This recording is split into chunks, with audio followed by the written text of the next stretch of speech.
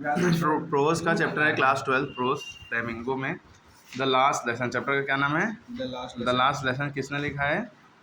Robert Frost ने। नहीं, अल्फोंसे डोडे या डोडे, ठीक है, डोडेट लिखते हैं, डोडे पढ़ते हैं, ठीक है। डोडे।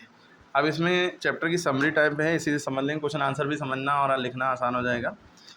Fear of France, fears of France. France को किस बात का डर था? अब चैप्टर जब शुरू होता है तो उसमें ये बताया गया फ्रांस जो है स्कूल के लिए उस सुबह बड़ी देर से ही निकलता है। उनके फ्रेंच के टीचर जिनका नाम क्या था? Mister Hamel. उनके फ्रेंच के टीचर का क्या नाम था?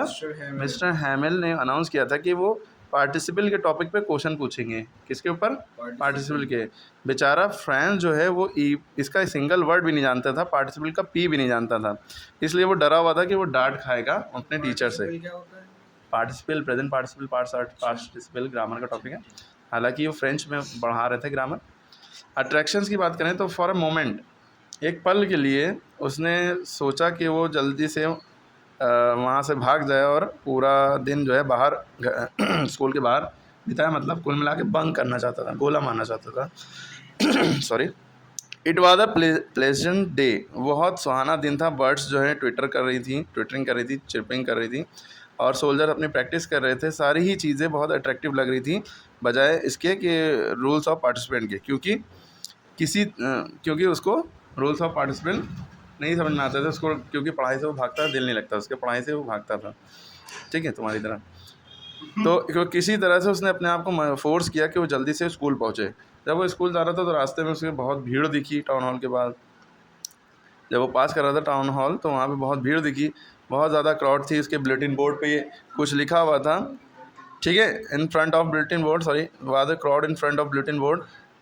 पिछले 2 सालों से सारी ही बुरी खबरें वहाँ पे, जंग का हारना, ये सारी बातें, ऑफिसर को कमांड देना, और जितने भी नोटिस बोर्ड पे सारी चीज़ें आया करती थी।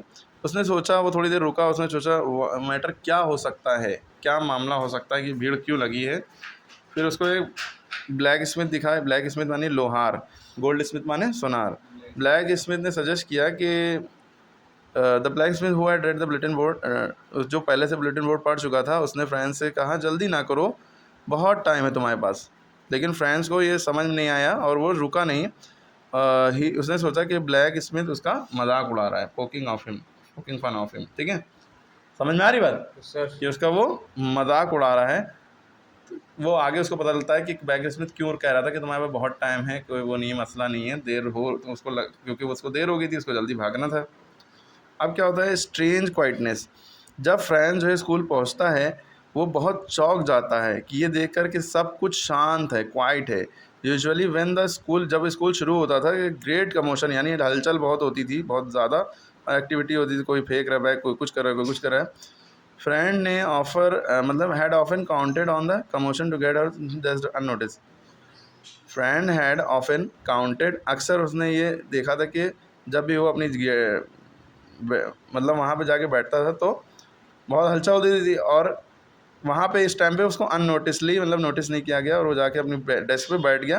लेकिन उस दिन सब कुछ शांत था, संडे का दिन था, संडे की मॉर्निंग थी।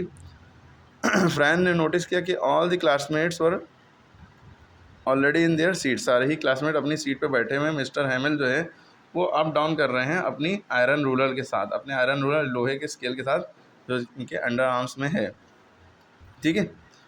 और हिज सरप्राइज, वो किस लिए चौंका, क्या चौंका?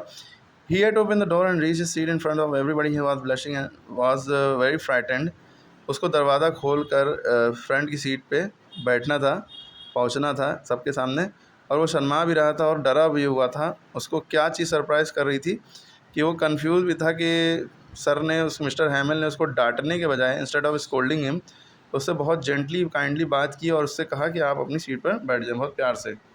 क्या माजरा है, वो तो डांटने वाले थे, क्योंकि वो डर ही रहता कि डांट खाएंगे, इतनी देर हो गई है स्कूल में, और उसको कुछ आता भी नहीं, सुनेंगे, सुना भी नहीं पाएंगे। मिस्टर हैमिल की जो स्पेशल ड्रेस थी, वो मिस्टर हैमिल जो है पुट ऑन माने पहनना होता है, ब्यूटीफुल ड्रेस, ग्रीन कोट वो ज़्यादातर पहनते थे। अकेजनली जब ओकेजन कोई होता था तो ग्रीन कोट पहनते थे। उनकी फ्रिल्ड शर्ट और एम्ब्रॉयडर की हुई ब्लैक सिल्क कैप थी। कैसी कैप थी? ब्लैक सिल्क कपड़े की कैप थी, एम्ब्रॉयडर्ड की हुई। ये भी वो अपने ओकेजन पे, स्पेशल ओकेजन पहना करते थे। लेकिन इस दिन तो कोई स्पेशल डे नहीं था, और फ्रेंड्स को ये समझ नहीं आ रहा था कि मिस्टर हैमिल ने इतने अच्छे संडे पे ऐसे कपड़े ओकेजन वाले कपड़े, जैसे मान लो शादी के कपड़े क्यों पहने हुए हैं। और दूसरा सरप्राइज़ क्या था, another surprise, there was still another surprise in classroom of France. France के लिए एक अलग सरप्राइज़ ये था कि देयर वाज विलेज पीपल, गांव के लोग भी पीछे की सीट पे बैठे थे। बैक बेंच जो खाली रहा करती थी उस पर गाँव के लोग भी आके बैठे हुए थे, जो कि खाली रहा करती थी। फॉर्मर मेयर, जो मेयर यानी कि हेड होते हैं जो सिटी के, वो भी वहाँ पे बैठे हुए थे, जो पीछे जो फॉर्मर यानी पहले वाले। और पोस्ट मास्टर भी थे, ओल्ड हाउसर और ट्रायंगुलर कैप वाले, और कुछ अलग विलेज गांव वाले भी वहाँ पे पीछे बैठे हुए थे। ऑर्डर क्या था, mister हैमिल climbed of his chair, अपनी चेयर पे वो खड़े होते हैं, और PUPILS, पीपल्स माने स्टूडेंट होता है, POPLE पीपल माने लोग होता है, खड़े होते हैं अपनी। और पीपल यानी स्टूडेंट्स एक बहुत जेंटली प्यार से कहते हैं सीरियस टोन में कि he told them that an order, कहते हैं कि एक ऑर्डर पास हुआ है बर्लिन से एक ऑर्डर पास हुआ है कि फ्रेंच अब नहीं पढ़ाई जाएगी। क्या नहीं पढ़ाई जाएगी? French wouldn't be taught any more, अब वो फ्रेंच नहीं पढ़ाई जाएगी, इसके बजाय इंस्टेड इसके बजाय German was going to be taught, German पढ़ाई जाएगी।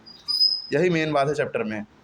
तो and the new teacher was expected to arrive very next day, और नया टीचर अगले दिन ही नया टीचर आने वाला है। They were going to have their last lesson in French that day. तो ये जो फ्रांस हैं, सॉरी जो मिस्टर हैमिल हैं, ये उनका लास्ट लेसन है जो आज वो पढ़ा रहे हैं। इसके बाद वो नहीं मिलेंगे, वो चले जाएंगे, दूसरे टीचर उनकी जगह आकर जर्मन पढ़ाएंगे। वो फ्रेंच पढ़ाते थे, जर्मन अब दूसरे टीचर आके पढ़ाएंगे, क्योंकि ऑर्डर पास हुआ है कि वो फ्रेंच नहीं पढ़ाई जाएगी। ठीक है, तो वो इसलिए ही सबसे स्मूथली बात कर रहे थे, किसी को डांट नहीं रहे थे, है ना। और ये बात कहते हैं वो, और ये भी कहते हैं कि नेक्स्ट डे एक नया टीचर आने वाला है।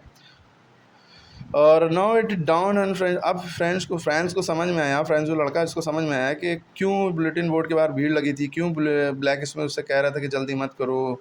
और उसको ये भी याद आया कि उसके वो क्यों सर जो हैं उनके अच्छे अच्छे कपड़े पहने हुए हैं। ओके, अब उसके बाद चेंज इन एटीट्यूड की बात करें तो एटीट्यूड यानी बिहेवियर में क्या चेंज आया। मिस्टर हैमिल के वर्ड्स पे फ्रांस स्ट्रक हो गया, फंस कर रह गया, उसको एक बिजली की तरह झटका जैसा लगा।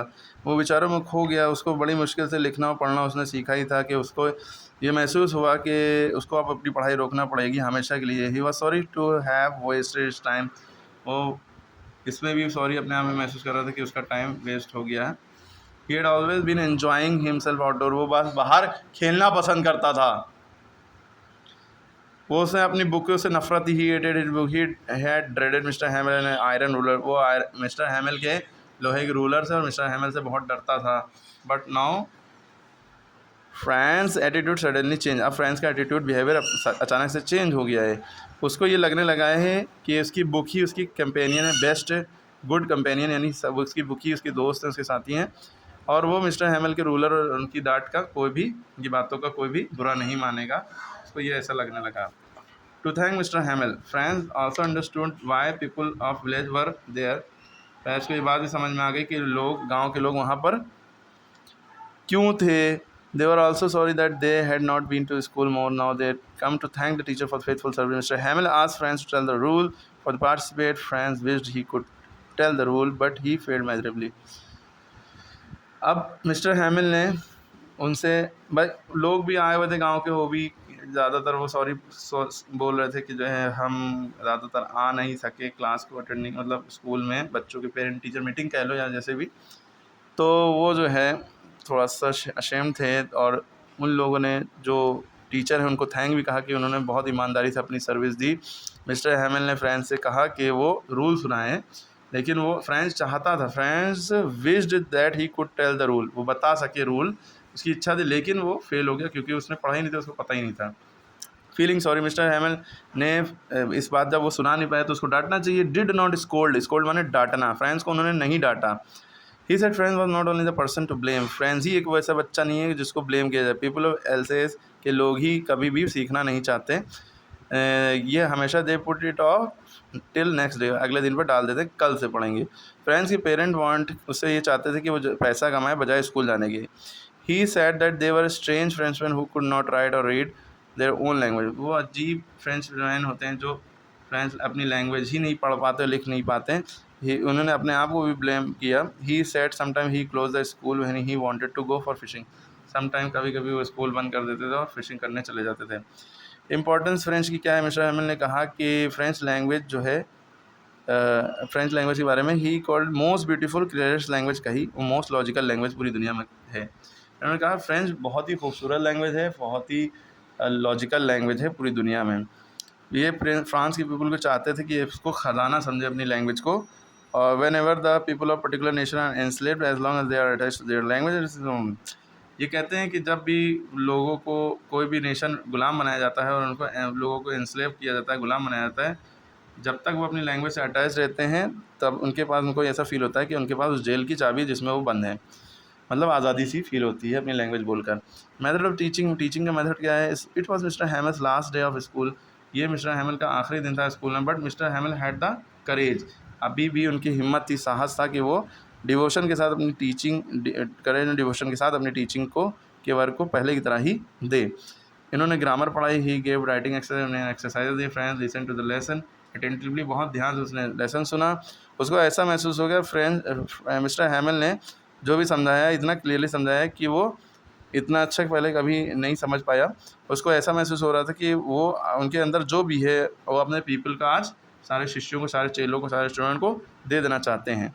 इतने अच्छे से उन्होंने पढ़ाया। मिस्टर हैमल के लास्ट वर्ड थे, the church clock struck 12। Church की क्लॉक में 12 बजे और अब स्कूल का टाइम छुट्टी होने का आ गया। मिस्टर हैमिल एक बात कहना चाहते थे बट वो बहुत इमोशन में चले गए। उन्होंने बस बोर्ड पर लिख दिया vive la France on the black board and with a wave of good bye वाला वेव ऑफ किया अपना हैंड और डिसमिस द स्कूल। अब इसका मतलब आप कमेंट बताइए वाइव ला फ्रांस का मतलब क्या था। ठीक है, ये क्वेश्चन आंसर हैं कुछ जो एग्ज़ाम में आ सकते हैं, आप लोग याद कर लिए बोर्ड में। ठीक है, ये भी देख लेंगे। ठीक है।